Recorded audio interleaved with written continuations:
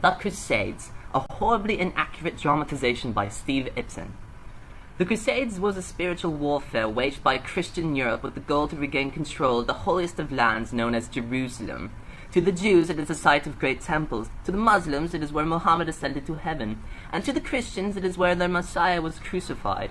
After Christ was crucified, the Romans were all like, shit, all bad, here, you can just have Jerusalem. But then in the 7th century, Islam seized control of the city and stated that all around them were bitches, and stood by their name-calling for 400 years. Finally, some Christians decided, hey, that's not cool, for we are not bitches, and they decided they wanted Jerusalem back. In Western Europe, the 11th century was a violent, unorganized time of petty lordship and lawlessness. Catholicism was the dominant faith, but was losing its popularity amongst the people.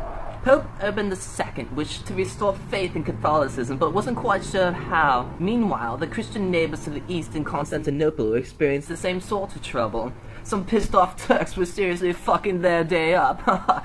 So, the Byzantine Emperor Alexius decided to buddy up with Pope Urban II to send 300 well-trained knights to Constantinople to help him get the Turks to fuck off. The Pope agreed because he was a bit of a political dick and believed a holy war against Islam would put the Catholic Church back on the map. In November 1095, the Pope performed a bit of a rally outside the city of Clermont, France. Fellow Christian brothers and sisters, the air you breathe is heavy with sin. God has witnessed your despicable acts of looting, murder, adultery, and bestiality, Frank.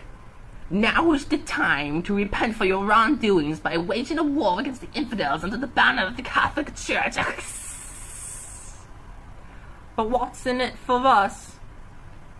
Get out of hell free cards for everyone! Hooray! Oh, that's awesome! And so, 60,000 Christian men, women, children, and ponies were off to join the Christian brothers in Constantinople, led by veteran warlord Duke Godfrey of Lorraine.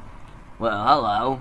And his younger brother Baldwin, who had an impeccable taste for the bitches. Hey, how you doing? The Crusaders embarked on a hero's journey, and high off their faith, they may have raped and slaughtered a few non-Christians on the way, stealing their supplies and punching their cows and whatnot. They finally arrived at Constantinople, surprised Emperor Alexius, for he expected 300 well-trained knights to fight the Turks, not 60,000 fanatical Christians.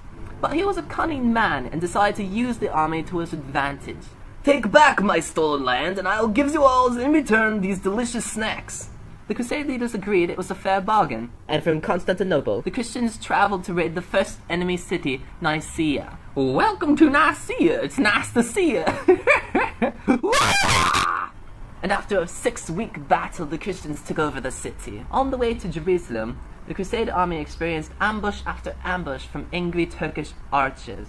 So they decided to take a detour through the ridiculously steep and dangerous Anti-Taurus mountain, and then soon after were ambushed by the sun. Baldwin's wife died in the extreme heat. Oh no, it's my beautiful wife! And Baldwin, in a fury of greed and horniness, left with his bitches to murder the leader of the nearby trading city, Edessa, taking the city for his own. The rest of the Crusade army headed to Antioch, which was controlled by even more pissed-off Turks. Snacks were running thin for the Crusaders, and they had to improvise a snack sauce.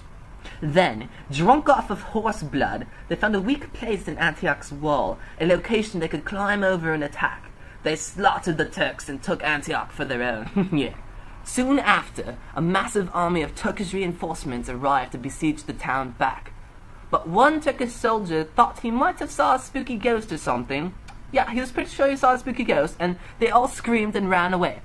A glorious victory for the Crusaders indeed, just glorious. The Crusaders hung out for a while, and then headed to Jerusalem. The Crusaders had finally arrived at Jerusalem, which had fallen into Muslim Egyptian power, who attempted to make peace with the Crusade army. The Crusaders replied by catapulting captured Muslims over the wall. An epic battle ensued. Duke Godfrey built siege towers from a pile of wood he found, then used the tower to climb over the back of the wall during the night. The Crusade army spilled in and finally seized Jerusalem under the Catholic banner, and after 3 years and 3,000 miles traveled and hundreds of thousands of deaths, the Christians finally won back the Holy Land of Jerusalem. Hurrah! Until the Turks eventually took it back. The end. Or is it?